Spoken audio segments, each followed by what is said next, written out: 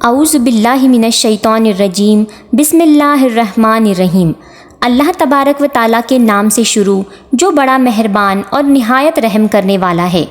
پیارے دوستوں، آج کی اس ویڈیو میں کائنات کے سب سے بڑے بدبخت اور کافر کے بارے میں ہم آپ کو بتائیں گے، یعنی فرعون کے بارے میں، کہ فرعون کون تھا اور کس کی اولاد میں سے تھا، اور فرعون کو فرعون کیوں کہا جاتا ہے، اور فرعون مصر کا بادشاہ بننے سے پہلے کون سا کام کیا کرتا تھا، اور یہ فرعون مصر کا بادشاہ کیسے بنا، اور فرعون نے خدائی کا دعویٰ کرنے کے لیے بنی اسرائیل کے مسلمانوں کو کس طرح جانوروں جیسا جاہل بنا دیا تھا،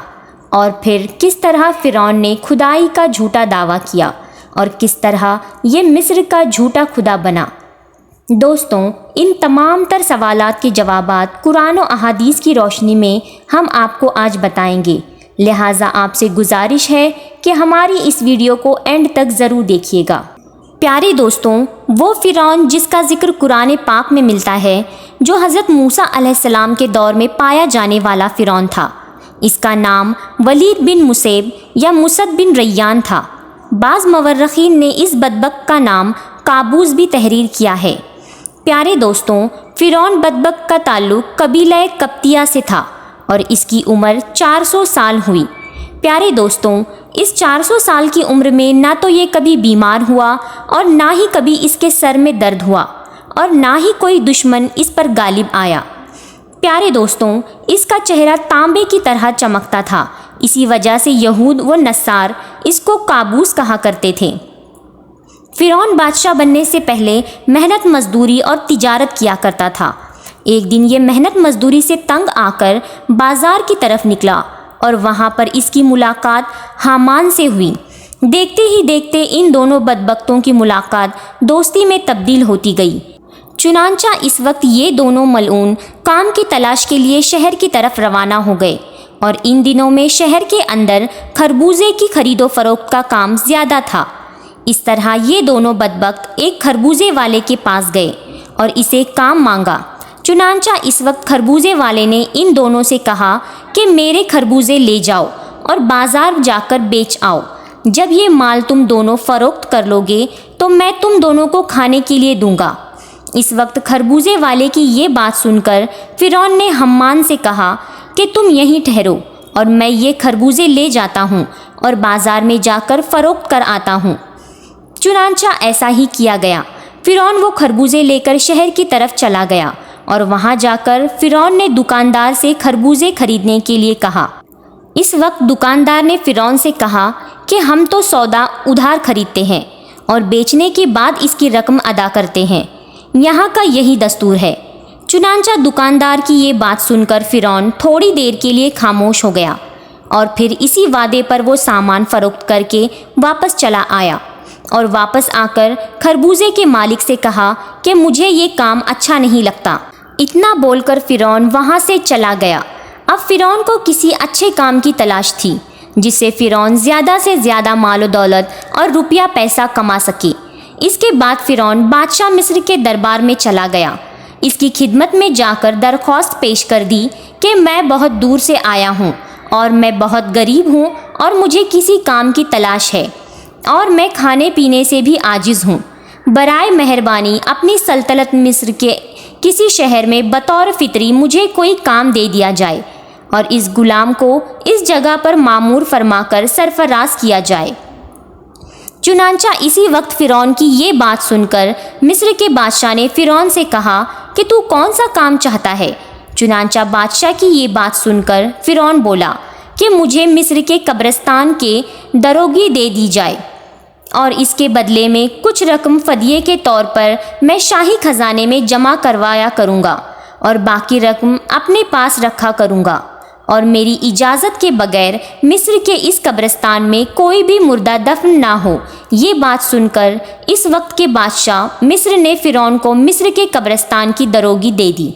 چنانچہ اسی طرح مصر کے قبرستان کی دروگی ملتے ہی فرعون بہت خوش ہوا اور خوشی خوشی قبرستان کے دروازے پر جا کر بیٹھ گیا اور انتظار کرنے لگا کہ اب کون آتا ہے جو اپنے مردے کو دفن کرتا ہے۔ پیارے دوستوں، قضائے الہی سے ایسا ہوا کہ اسی سال مصر کے اندر ایک خوفناک وبا پھیل گئی، جس کی وجہ سے مصر کے بہت سارے لوگ مرنا شروع ہو گئے۔ فرعون نے جب یہ دیکھا تو اس نے ہر ایک مردے کے بدلے ان کے واسطوں سے ایک ایک سونے کا درہم لینا شروع کر دیا، اور اس طرف تھوڑے ہی دنوں میں فرعون کے پاس بہت زیادہ مال و دولت اور روپیہ پیسہ جمع ہو گیا، اور فرعون امیر ہوتا گیا۔ اتنا زیادہ مال و دولت آنے کے بعد فرعون نے یہ سوچا کہ کیوں نہ مصر کے تمام قبرستانوں کو اپنے انڈر کر لیا جائے، لہٰذا فرعون نے ایسا ہی کیا۔ فرعون نے مقربہ کے بادشاہ کو کچھ پیسے دیے اور تمام مصر کے قبرستانوں کی دروگی اپنے ہاتھ میں لے لی۔ چنانچہ اسی طرح فرعون قبرستان کے دروگی کے ذریعے بادشاہ مصر کے خزانے میں بہت سارا روپیہ پیسہ جمع کرواتا، اور فرعون کے اس فعل سے بادشاہ مصر بہت خوش ہوتا، اور اپنی جہالت کے سبق بادشاہ مصر فرعون کو پیار اور عزت دینے لگا۔ چنانچہ اسی دوران اتفاقاً قضائے الہی سے ایسا ہوا کہ اس وقت مصر کا وزیر مر گیا، اور چونکہ فرعون اس وقت بادشاہ مصر کا بہت زیادہ مقرب بن چکا تھا، لہٰذا مصر کے بادشاہ نے فرعون ہی کو مصر کا وزیر مقرر کر دیا۔ چنانچہ اسی طرح اقتدار ملتے ہی فرعون اقتدار کے نشے میں بدمست ہو گیا، اور اس نے اپنے بدبخت دوست حامان کو بھی وہاں اپنے پاس بلا لیا۔ اس وقت فرعون اپنے دوست حامان سے کہنے لگا کہ میں چاہتا ہوں کہ میں خدائی کا دعویٰ کروں اور ساری مخلوق مجھ کو اپنا خدا ماننے لگے اور میری عبادت کرے۔ فرعون کی یہ بات سن کر حامان بہت حیران ہو گیا، اور اس حامان نے فرعون سے کہا کہ اگر تو خدائی کا دعویٰ کرنا چاہتا ہے تو سب سے پہلے بنی اسرائیل کی تمام مخلوق کو اپنے ہاتھ میں لے لو اور ان کے دل میں اپنی محبت پیدا کرو۔ حامان کی یہ بات سن کر فرعون نے حامان سے کہا کہ ایسا کرنے کے لیے آخر کیا کیا جائے، اور یہ لوگ کس طرح مجھے اپنا خدا تسلیم کریں گے، کیونکہ اس وقت تمام لوگ حضرت یوسف علیہ السلام اور حضرت یعقوب علیہ السلام کے دین پر تھے، اور کس طرح وہ لوگ اپنے دین کو چھوڑ کر فرعون کو اپنا خدا تسلیم کرتے۔ اس وقت فرعون بدبخت نے اپنے دوست حامان سے اس کے بارے میں کوئی تدابیر نکالنے کے لیے کہا۔ فرعون کی یہ بات سن کر حامان کچھ دیر کے لیے سوچتا رہا، اور پھر یہ تدبیر نکالی کہ بادشاہ مصر سے یہ درخواست کی جائے کہ میں چاہتا ہوں کہ تمام مصر کے تمام لوگوں کی تمام تر خواہشات مفت میں پوری کی جائیں، اور ان لوگوں کی تمام تر اخراجات میں اپنی جیب سے میں ادا کروں گا، اور جو لوگ جو چیز بھی حاصل کرنا چاہیں وہ بالکل مفت میں حاصل کر سکتے ہیں۔ چنانچہ اسی وقت بادشاہ مصر نے فرعون کی یہ بات سن کر اس کی یہ درخواست قبول کر لی، اور 1 سال کے لیے تمام مصریوں کو یہ رعایت فراہم کر دی گئی، اور فرعون نے 1 سال میں تمام ہونے والے تمام تر اخراجات کی رقم حامان کے ہاتھ سے بادشاہ مصر کے خزانے میں جمع کروا دی، اور پورے مصر میں یہ اعلان کروا دیا گیا کہ اس سال خزانہ رعایتوں پر معاف ہے، اور ہم نے اپنی طرف سے تمام تر اخراجات کی رقم بادشاہ مصر کے خزانے میں جمع کروا دی ہے، اور مزید 2 سال کے اخراجات کی معافی کے لیے ہم نے سرکار عالی میں درخواست کی ہے، اور وہ بھی قبول ہو گئی ہے۔ چنانچہ فرعون کی یہ بات سن کر مصر کے تمام رعایا بہت خوش ہو گئی، اور مصر کے تمام غریبوں اور مسکینوں نے فرعون کی ترقی کے لیے خوب دعائیں کی۔ چنانچہ ادھر مصر کی رعایا فرعون کے اس عمل پر بہت زیادہ خوش تھی، اور ادھر چند ہی دنوں بعد قضائے الہی سے مصر کا بادشاہ اپنی موت مر گیا۔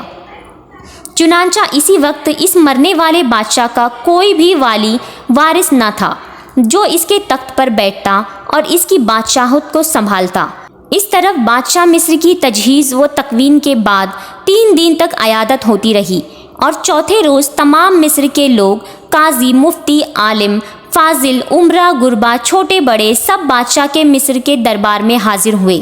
اور کہنے لگے کہ بادشاہ کے تخت پر کس کو بٹھایا جائے، کیونکہ ملک بادشاہ کے بغیر بے سروپا ہو گیا ہے۔ چنانچہ اس وقت مصر کے لوگوں نے فرعون سے یہ نیکی دیکھی تھی کہ فرعون نے 3 برس کا خزانہ مصر کے لوگوں کو معاف کروا دیا تھا، اور ان کے اخراجات کا 3 برس کا پیسہ اپنے پاس سے بادشاہ مصر کو دے دیا تھا۔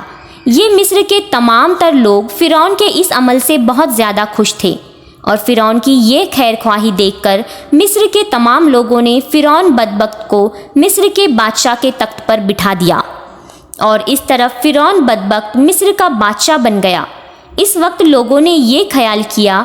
کہ بہت اچھا انسان اور ہماری رعایا کا بہت زیادہ خیال رکھنے والا انسان ہمارا بادشاہ بن گیا ہے۔ اس طرح جب یہ فرعون مصر کے وزیر سے مصر کا بادشاہ بن گیا تو اس وقت فرعون نے اپنے دوست حامان کو مصر کا وزیر مقرر کر دیا۔ مصر کا بادشاہ بنتے ہی اپنے دوست حامان سے کہ اب پورے مصر میں ہماری بادشاہی ہے، ہم جو چاہے وہ کر سکتے ہیں، اس وقت پھر اب کوئی ایسی تدابیر نکالو جس کی وجہ سے مصر کے تمام لوگ مجھے خدا ماننے لگیں اور میری عبادت کرنے لگیں۔ اس وقت حامان بدبخت نے فرعون ملعون کو یہ مشورہ دیا کہ سب سے پہلے مصر میں یہ حکم جاری کیا جائے کہ مصر کے اندر جتنے بھی علماء اور فضلائے دین کی تدریس کر رہے ہیں وہ سب کے سب دین کی تدریس کو ختم کر دیں اور لوگوں کے درمیان اسلام کی تبلیغ کا یہ سلسلہ بالکل ختم کر دیا جائے، تاکہ آہستہ آہستہ تمام لوگ اپنے دین سے دور ہوتے جائیں اور بے خبر ہو جائیں، اور آئندہ آنے والی نسل دین سے بے خبر اور جاہل پیدا ہو۔ چنانچہ اس وقت حامان کی یہ بات مان کر، یہ سب سن کر فرعون نے فوراً یہ حکم جاری کر دیا اور مصر کے اندر درس و تدریس کا سلسلہ ختم کر دیا گیا، اور فرعون نے مصر کے اندر یہ حکم جاری کر دیا کہ کوئی بھی شخص مصر میں درس و تدریس نہ کرے ورنہ اس کو قتل کر دیا جائے گا۔ فرعون بادشاہ کا یہ حکم سنتے ہی تمام لوگوں نے اس کے قتل کے ڈر سے درس و تدریس کا سلسلہ فوراً ختم کر دیا، اور مصر کے لوگوں نے بالکل لکھنا پڑھنا چھوڑ دیا۔ چنانچہ اسی طرح درس و تدریس کا سلسلہ ختم ہونے کے بعد وقت گزرتا گیا، اور وقت کے ساتھ ساتھ تمام لوگ جاہل بن گئے اور علم سے دور ہونے لگے اور اپنے حقیقی خدا اللہ کو بالکل بھول گئے۔ اس وقت مصر کے لوگ یہ حالت ہو گئی تھی کہ جانوروں کی طرح جاہل بن گئے۔ اس وقت فرعون نے یہ چال چلی کہ تمام مصر کے لوگوں کو یہ حکم جاری کیا کہ تمام مصر کے لوگ اپنے اپنے گھروں میں بت بنا کر اس کو سجدہ کیا کریں اور اس کی پوجا کیا کریں۔ چنانچہ فرعون کا یہ حکم پاتے ہی ایک قطبی قوم جو کہ کثیر تعداد میں تھے، انہوں نے بتوں کی پوجا شروع کر دی، اور آہستہ آہستہ یہ بت پرستی بڑھتی چلی گئی، اور یہ سلسلہ 20 سال تک جاری رہا۔ اور پھر اس کے بعد فرعون نے مصر میں یہ اعلان کروا دیا کہ ان میں یہ الفاظ لوگوں کے کانوں میں پہنچا دیے جائیں جس کا ذکر قرآن پاک میں یوں ملتا ہے، جس طرح کہ اللہ تبارک و تعالیٰ نے قرآن پاک میں ارشاد فرمایا ہے، اور بس لوگوں کو جمع کیا اور لوگوں سے کہا کہ میں ہوں تمہارا رب، سب سے بڑا اور بلند۔ پیارے دوستوں، اسی طرح کئی سال لوگ بتوں کی پوجا کرتے رہے۔ جب لوگ مشرک اور بت پرست بن گئے، اس وقت فرعون نے یہ حکم جاری کیا کہ اپنے گھروں میں موجود تمام بتوں کو توڑ دیا جائے اور مجھے خدا مانا جائے اور میری پوجا کی جائے۔ چنانچہ فرعون کا یہ حکم ملتے ہی تمام لوگوں نے ایسا ہی کیا۔ تمام قطبی قوم نے بتوں کو توڑ دیا اور فرعون کو پوجنا شروع کر دیا اور فرعون کو خدا ماننے لگے۔ لیکن قطبی قوم کے علاوہ دوسرا کوئی بھی فرعون کو خدا نہیں مانتا تھا۔ قطبی قوم ایک واحد ایسی قوم تھی جو فرعون کو اپنا خدا مانتی تھی۔ باقی تمام لوگ اللہ تبارک و تعالیٰ کی وحدانیت پر ایمان رکھتے تھے اور اللہ تبارک و تعالیٰ کو اپنا خدا مانتے تھے۔ اسی وجہ سے فرعون قطبیوں پر بہت مہربان تھا اور بنی اسرائیل کے مسلمانوں پر طرح طرح کے ظلم و ستم کرتا تھا، کیونکہ بنی اسرائیل کی قوم حضرت یوسف علیہ السلام کے دین پر تھی۔ اسی وجہ سے فرعون ان کو ذلیل کرتا اور ان سے باری باری بھاری بھرکم کام کرواتا۔ اللہ تبارک و تعالیٰ سے دعا ہے کہ اللہ تبارک و تعالیٰ ہمیں ہمیشہ اپنی عبادت کرنے کی توفیق عطا فرمائے اور ہمیشہ اپنی وحدانیت پر ایمان رکھنے کی توفیق عطا فرمائے۔